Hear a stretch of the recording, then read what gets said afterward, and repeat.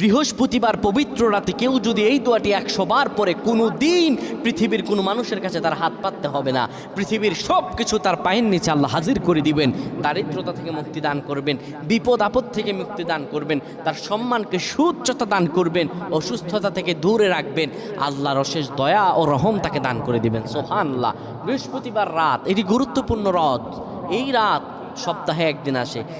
আরবিতে রাত আগে আসে, দিন পরে আসে। সুতরাং বৃহস্পতিবারের যে দিন গিয়ে রাত, এটি বৃহস্পতিবার রাত নয়, এটি শুক্রবারের রাত, এটি জুমাবারের রাত, এটি দোয়া কবুলের রাত, আল্লাহর কাছাকাছি হওয়ার রাত। সুবহানাল্লাহ।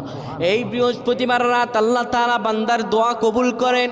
কেউ যদি বৃহস্পতিবার রাতে ঈশা নামাজের পরে পবিত্র হয়ে ইয়া হাইয়ু ইয়া হাইয়ু ইয়া হাইয়ু ইয়া রফিয়ু ইয়া রফিয়ু ইয়া রফিয়ু এই দোয়াগুলো পড়তে পারে 100 বার, আল্লাহ রাব্বুল আলামিন তার